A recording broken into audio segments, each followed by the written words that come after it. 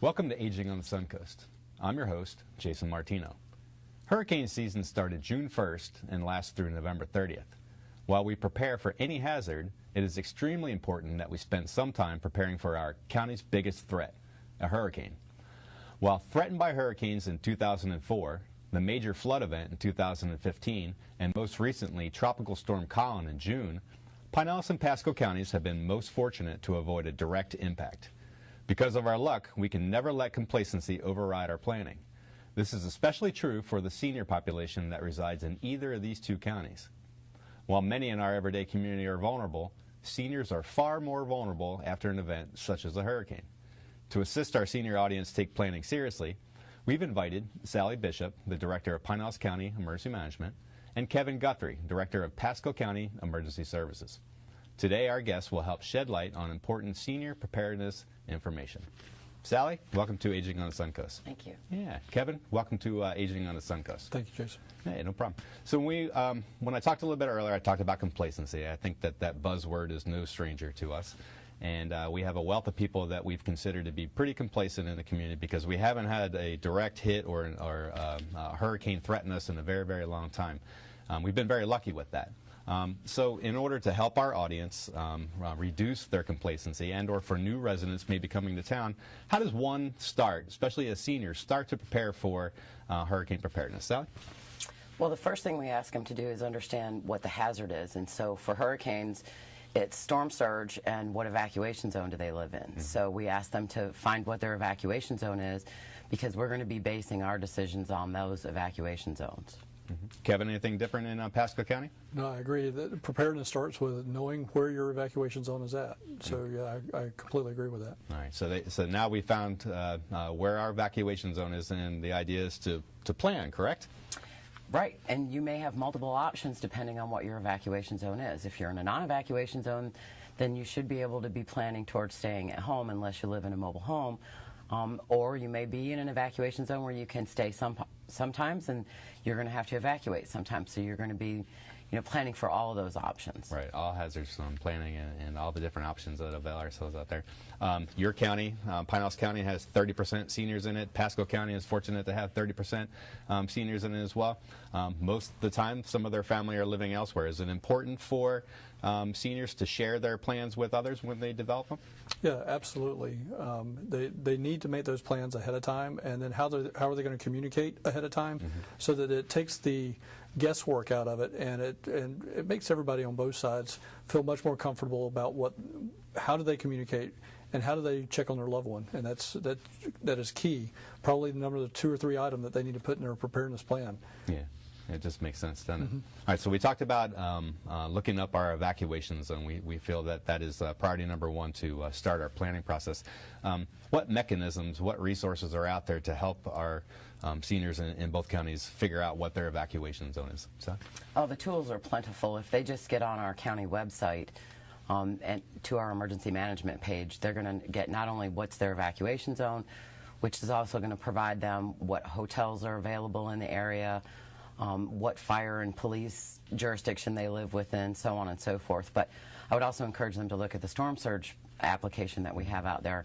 And I'd really like to emphasize this, is that we still hear as emergency managers that people think they're going to evacuate for the wind, or they're preparing for the wind, when they really don't understand the threat of the water. And so we built an application to show them how much water could be in that location for different evacuation levels, and we'd encourage them to take advantage of that. What a great tool. What a great tool. Similar in Pasco County? Very similar in Pasco County, and Sally hit the nail on the head, and it's, again, we've put all of our information at a central location, and that's on our website at PascoEmergencyManagement.com, and we've got all the information there for them to use the same tools. We do have a geolocation app that we have available to them where they can pinpoint all the way down to their address to find out exactly what Sally was talking about, what storm surge I live in, what's my evacuation zone. Some of those things are right there available, and that is very, very crucial to know about the water. It's also, and I'll just pick off of what Sally said about the wind, is knowing your home. What is your home rated for? Is it post-Hurricane Andrew construction? rating, or is it prior to that construction rating? Knowing what your home or your mobile home is rated to is going to be that key critical decision factor on evacuating for the wind, but definitely with the water. The storm surge, people need to understand storm surge. I think that's a great point. I think I know in Pinellas County and also in Pasco County there's a lot of old housing stock that may not be up to current code on certain hurricane standards. Some of our population is less proficient on websites, and obviously there's some hurricane guides that are available to them. If they don't have the ability to get on the website, where can we get these guides? So in Pasco County, what they can do is they can call us up at our emergency management number. We will ensure that they get them. This year, we are going to be passing those out door to door in about 50% of our hazard vulnerability zone. So most of all of Hurricane Evacuation Zone A is going to receive one door to door. Next year, we're working on a mailing program to where we're actually going to be able to mail that to them individually. But this year, they can call us. If they do not get one within the next couple of weeks, then in their mail, then they can call us up. We'll ensure that they get one. We're working with homeowners associations and many, many other avenues to get that. But the way to make sure they get it is to give us a call, and we'll make sure they get a copy of one. Nice. In Pinellas County, it seems like everywhere I turn, I see a hurricane guide somewhere. Yeah, they can go to their cities, they can go to their library, any of the county offices have them, or they can call the office and we'll send them one. It's also available online on our website. Yeah, both of your offices have been really, really helpful, even for my own questions that I have, but sometimes I have direct people to call and talk because they feel a lot more comfortable picking up the phone and talking to a live person doing that. So sure. I appreciate it. Well, we encourage them, even with the guide, once they get it, if they've got questions, to go ahead and call us and get their answers. Mm-hmm. So in the senior world, and I hate to compartmentalize that, but we have a wealth of seniors that live in the community and they act very independently, and they have certain abilities that maybe someone does not have who reside in a skilled nursing facility or an assisted living facility. Is it important for somebody that's either in an assisted living facility or a skilled nursing facility for a short amount of time or even a long amount of time to understand what that facility's plans are? Kevin? Absolutely. Each facility has to have a plan. Just like we ask for a resident at a home to have a plan, those facilities have a plan. Right. What really needs to happen is the patient, if you will, in this case, the resident needs to ask that question, what is our plan? And then they need to communicate that back to the family so that the family knows the plan, that the resident knows the plan, and that knowledge is power, and they need to know what that plan is so that they can make arrangements. Yeah. Thanks for saying that. I think it's incredibly important. So we have those folks that reside in the community, and they have options of what they can do if there's a looming threat out there.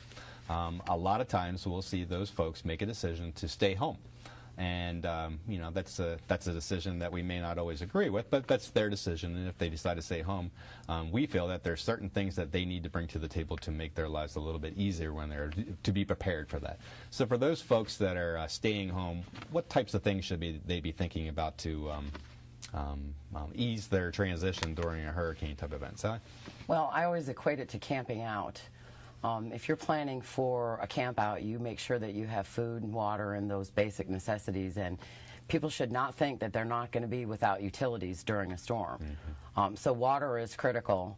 Non-perishable foods are critical. Their medications are utterly critical. And we want them to be able to stay tuned to what's going on in the rest of the world, so we tell them battery-operated radio for sure. Yeah, you're right. You're right. There was old guidance about the water out there. It used to say 3 to 5 days. I think it's 7 to 10 now. Is that correct? I think you're going to hear different things. In Pinellas County, we have always told our residents 7 days. Mm-hmm. We're a peninsula, and we're connected by bridges for the most part. And so what 3 to 5 may work in other areas, we tell our 7. Yeah, and I know your terrain is a little bit different in Pasco, but still the same guidance for people choosing to stay home, right? Yeah, and this shift came after Hurricane Katrina. You know, that we started going from 3 to 5 to 5 to 7. But I agree.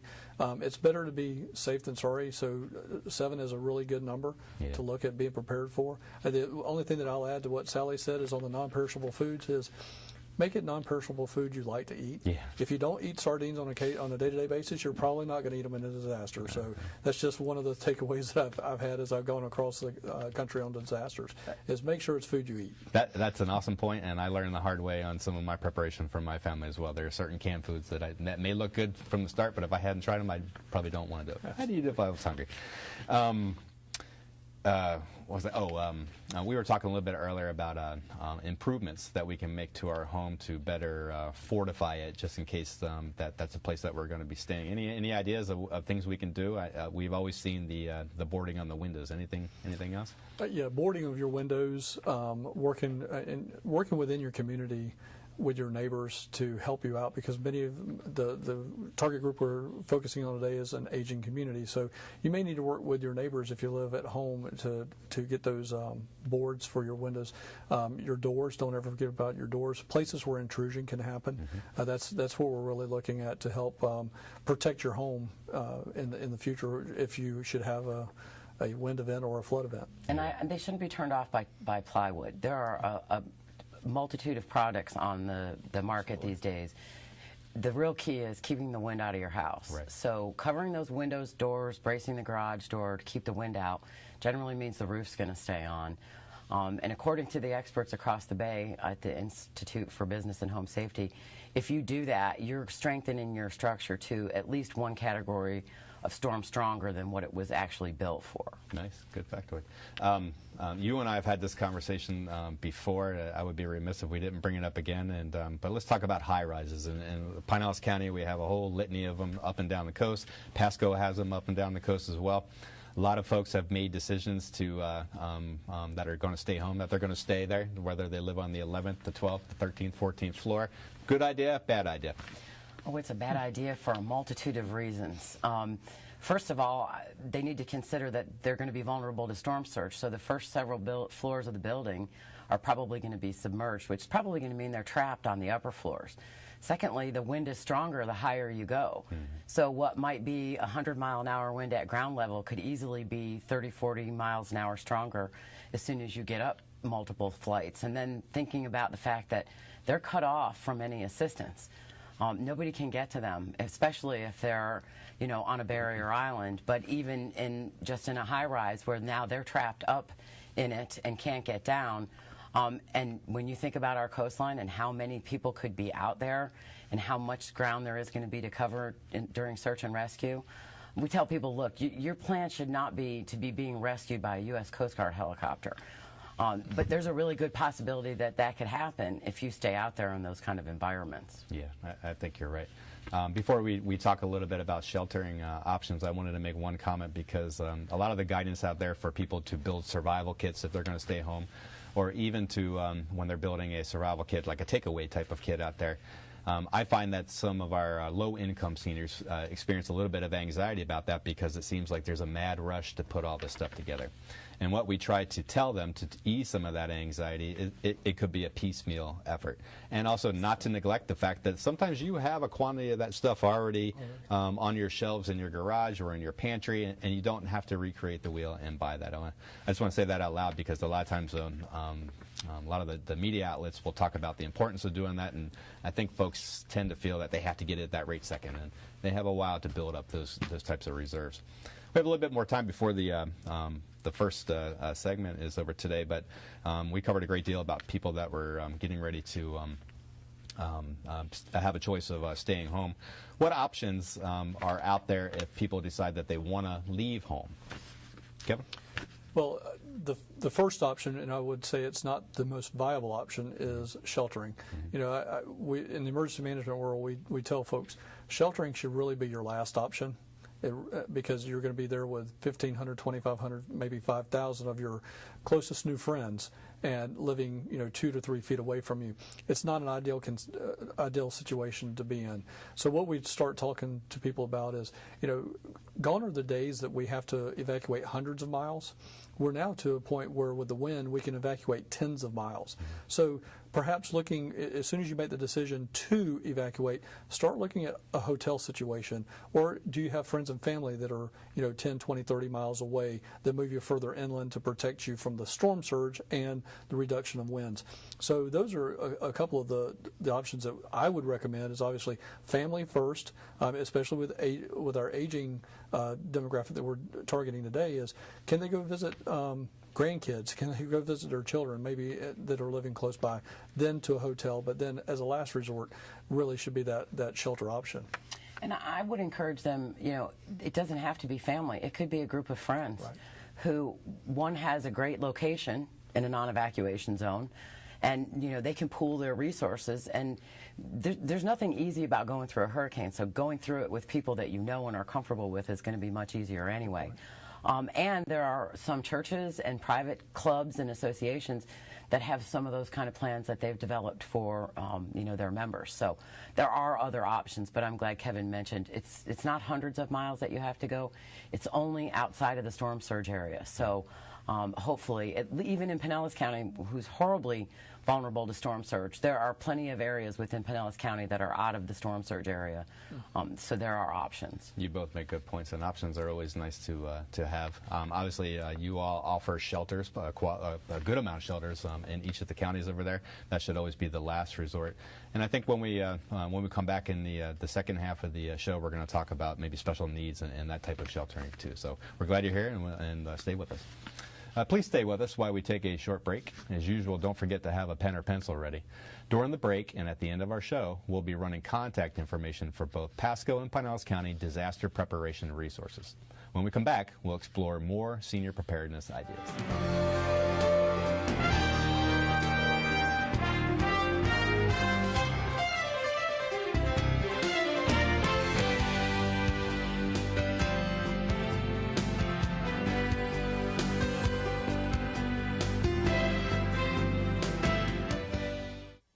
Elder abuse is always devastating, but it may not always be obvious. Isolation, coercion, and the withholding of medication are only a few of the more subtle forms of elder abuse that occur every day to thousands of our senior citizens. Please join me in the fight to end elder abuse. Our elders deserve better. Visit the website of the National Center on Elder Abuse. It's time to speak up. Welcome back to Aging on the Suncoast. During the first half of the show, Sally Bishop and Kevin Guthrie helped us understand senior disaster preparation and sheltering options. So let's continue this important discussion. Sally, welcome back to the show. Kevin, welcome back to the show. When we left off, we were talking about people have options out there, and they can choose to stay home or they can choose to leave. And we talked about some of the things that are available to them. And one of the things we mentioned was a general shelter, possibly your last resort, but it's always an option for you. But there is a population out there that has limited medical needs and sometimes needs some assistance, and you all provide a type of sheltering called special needs type of sheltering. How does this work with the senior population? You want to delve into that? Sure. Well, first I'd like to also make sure we don't overlook the point that this service is also offered to people who are just transportation disadvantaged. At least in our county, our buses are going to be running during an evacuation, so they can still utilize that option. But if they're mobility impaired and they don't have their own transportation, they can sign up for special needs just for that reason. Otherwise, generally we're looking at people who have some medical need that's not severe enough to need a skilled medical facility or an assisted living facility. So folks who are at home who are oxygen dependent, again, some who may be mobility impaired, those are the kind of folks that we're able to provide, and also caregivers of people who are in the environment at home who may have Alzheimer's or have other cognitive disabilities. So those folks are also welcome at special needs shelter, especially with their caregiver. Especially with their caregiver. Especially with their caregiver. They need to accompany that person with them because the staff there is not fully qualified and or have the volume to take care of most of those needs. Sure. People need to remember these are facilities that have upwards of thousands of people in them, and they're not going to be severely staffed, let's say. So bringing your own caregiver is critically important, as well as some of those really critical supplies, medications again, and those types of things. Yeah. Kevin, you offer the same special needs shelters in Pasco County. Can the average person just walk off the street and walk into a shelter during a hurricane, or is there a process that you'd like for them to take? Well, for the special needs side of the house, we're not going to turn anybody away. We're going to make sure that they're sheltered. However, but getting back to the special needs situation, yes, we would prefer them to be registered in advance. we need to know that because we need to know what type of special services we're going to need to have at that shelter. We're going to be ready for a myriad of things, but we still need to know what that client is going to need. The thing is, and I agree 100% with Sally, we've got to know, a lot of people consider themselves not to be special needs clients because they're on oxygen. I'm an oxygen dependent person, but I'm not a special needs client.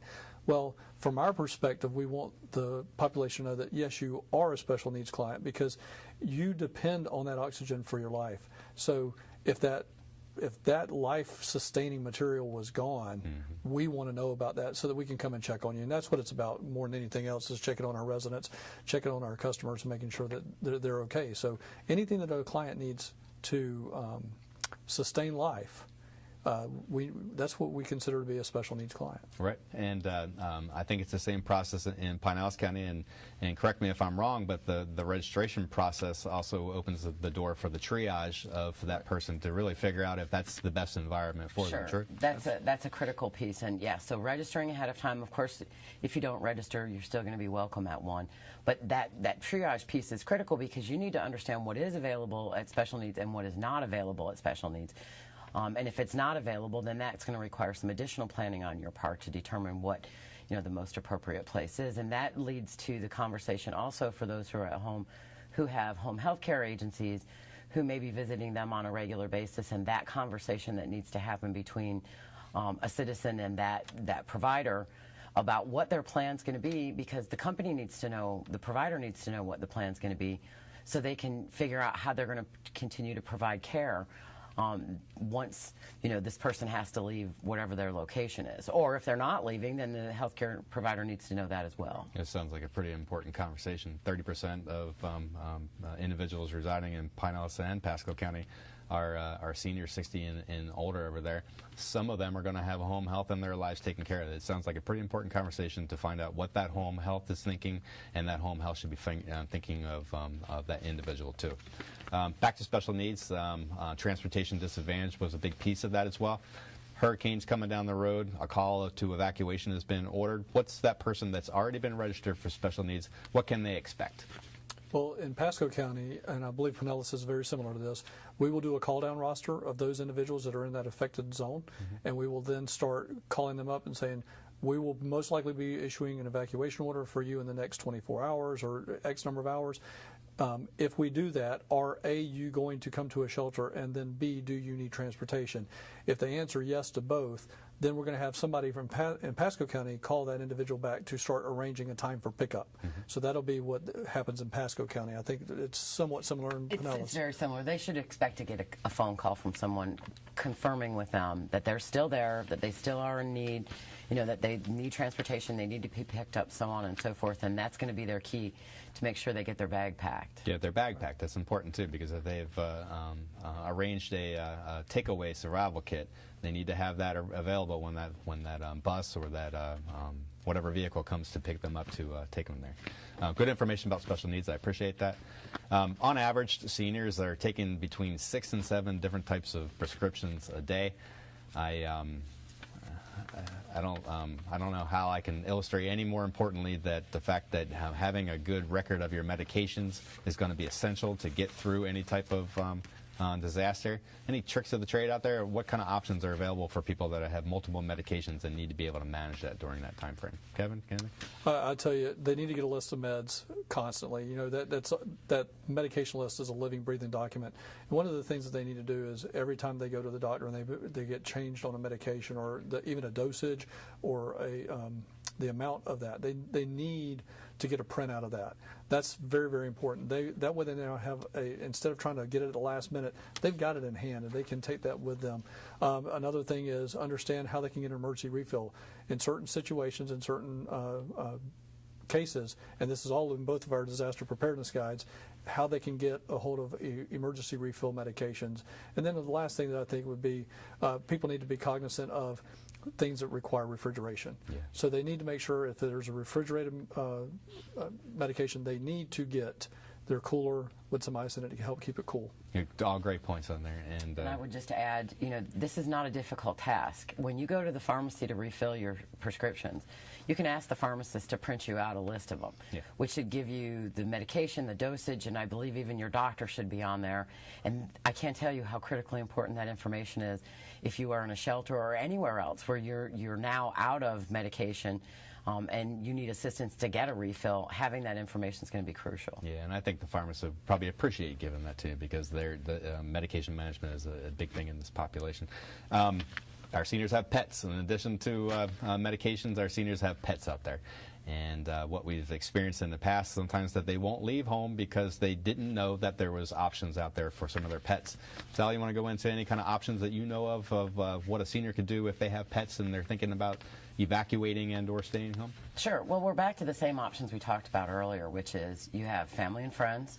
Have a discussion if that's what your plan is to go there, that you're going to bring your pet and their supplies with you. There are hotels and motels that take pets, and there are many that even on a normal day wouldn't take them, will have emergency evacuation policies that will allow pets. So those options exist, as well as limited options in the public shelter realm for us of having pet shelters. But again, everything needs pre-planning, so you need to register for those spaces if you're going to be planning to go to shelter with your pet. Yeah, and I know you have good information in the guides and on your website about how to do that. Something very similar in Pasco County? Yeah, it's going to be a part of the special needs registration process. We're going to ask about those pets at that point in time so that we can prepare for that in advance. Yeah. So people are covered. We just hope that they make pretty good decisions on how to take care of themselves or whoever family member that they take care of, or the pets and whatnot as well. You guys offer some pretty cool initiatives in each of those counties. One of the ones, Sally, that I remember us talking about before is that we have a lot of people that live on the barrier islands out there. And I know that the sheriff's office over here has a program over there, and to allow people to get back in once they've completed something. Sure. It's a hang tag system that you register for, and they can register at any of their local municipalities. All the municipalities that are part of the Barrier Island community have the tags, and the sheriff's office is out there regularly providing opportunities for folks to register, or they can call through again, back to our website if they're looking for information on where to start. It has all the city contacts in it, as well as the sheriff's office contact. And the point is they have to register for that in order to be in the system. Listen, let's put it this way. It's going to take them a lot longer to prove who they are to get back on the Barrier Islands if they don't do this ahead of time. So it's well worth the time spent to do this ahead of time. Yeah, great point. We're in the 21st century now, and now everything is on tablets and apps. Any cool apps or anything that Pasco County has available? Yeah, we have the My Pasco app, which allows an individual to get a litany of information, but more specifically, it'll let them know what storm surge they live in, evacuation zone they live in. It'll let them know how to get a disaster preparedness guide online and things of that nature. All of that information is available on our website at PascoEmergencyManagement.com. We put everything in one place so that they can get the phone number, the disaster guide, and the My Pasco app information that's available both in an Apple format as well as a Droid format. That's awesome. And Sally, you mentioned earlier that you had your storm surge thing. We're running out of time, and but we can find that on your website, and then we can also, I think there's a URL in the guide if I remember correctly. I really appreciate you coming on our show today to talk about these issues that are important in our world, and especially to you, Kevin, who's new to Pasco but doing a bang-up job over there, and we appreciate you bringing your expertise to the table too. We hope you learned a great deal from this month's broadcast. We also hope this episode helped you take this hurricane season as serious as we would like you to. At the end of the show, we'll illustrate resources available to you, so get your pencil ready. We'll see you next month, and until then, please stay safe and utilize all the resources these two emergency management offices have availed to you.